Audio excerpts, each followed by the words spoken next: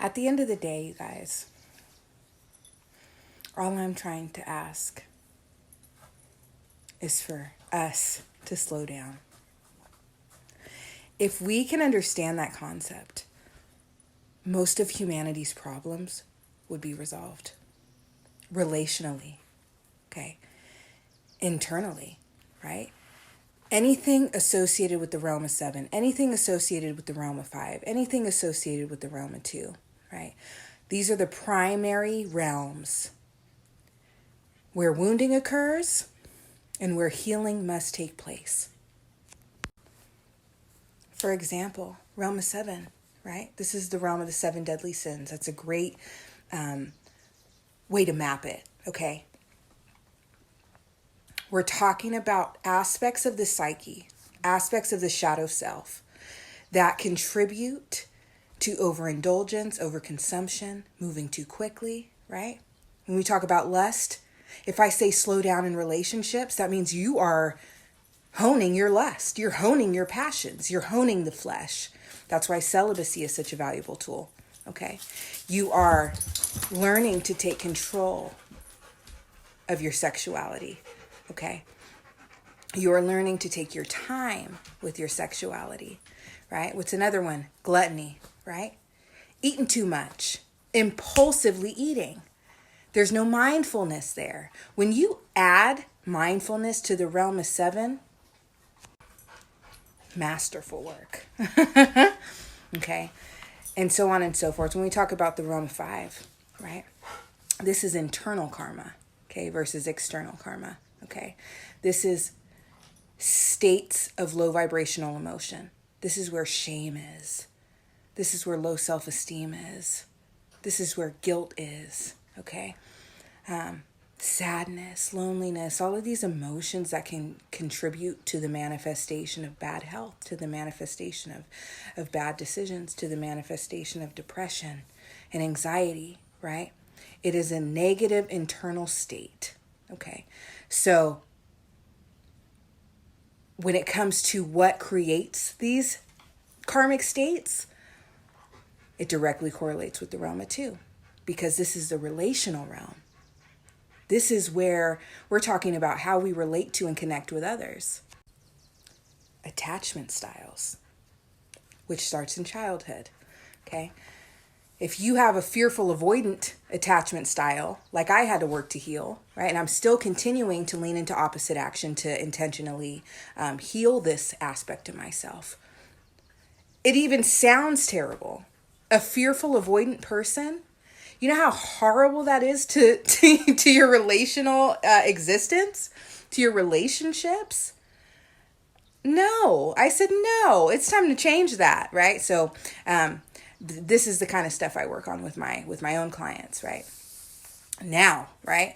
It's interesting too, because I look back at like the clients I've worked with and the work I've done and the growth that I've undergone as a healer, as a spiritualist, as a master numerologist.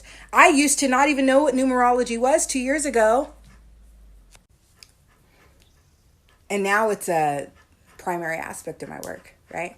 So yes, now, right, the clients I work with now, the work I do going forward is all going to be numerology based, because this is my niche. This is what I'm best at. And this is what I'm teaching the world. This perfectly correlates with my book and what I'm trying to teach the entire world, you guys. It all works together. It all makes sense. All of these realms are important, okay? And all of these realms can be altered positively by simply slowing down. Slowing down your decisions, period. Slowing down, being mindful. If you're mindful about the people you choose to connect with, you know how much wounding you can avoid? If you're mindful about the people you choose to date and sleep with, you know how much more responsible we can become, especially as women with our creative power? Not just getting pregnant and aborting all the time. Like, that's just that. I digress. I'm really tired of talking about it, because it's like, it's almost to a point where people are just so triggered that they don't even listen to rationality.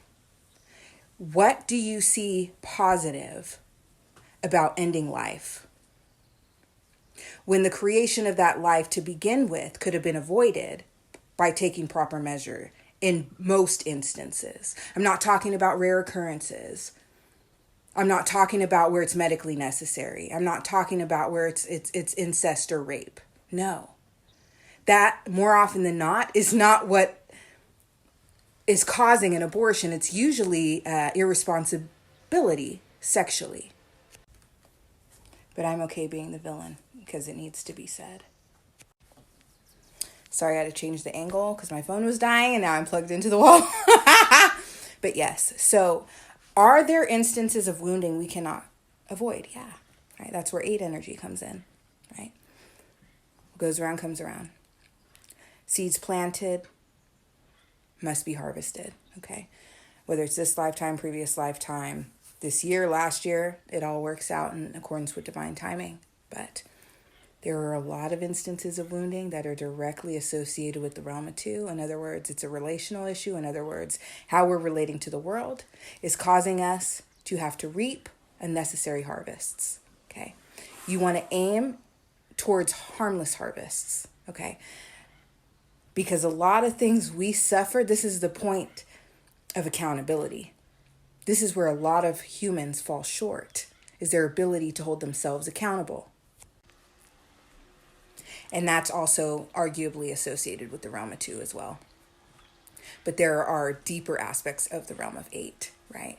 Energies, things that we have to endure because it is intended for our soul, okay? I could go on and on. I've made so many videos about it, so I don't want to go on a tangent. But a lot of the things we suffer, we have a part in. We need to start learning. There's a powerful quote I read. This is paraphrased. We must begin to be able to recognize the role we play in our own suffering.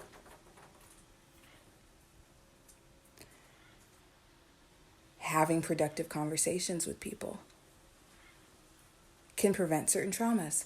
Taking our time to get to know people before moving in headfirst with passion can prevent a lot of heartbreak. But like I said, if we slow it down, drug addiction, alcohol addiction, it's constant consumption, it's impulsive consumption, and that's all associated with the realm of 7 because those habits always stem from trauma, you guys.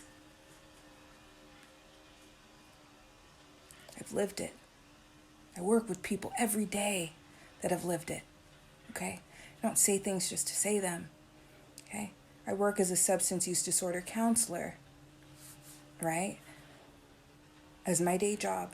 And I'm able to pick the minds of people who have endured great trauma and have turned to substances to self-medicate. So if you want to sit here and try and argue with me like trauma doesn't impact us in a huge way, I'm not open for that discussion. It's the desire to run from things we could have avoided by simply slowing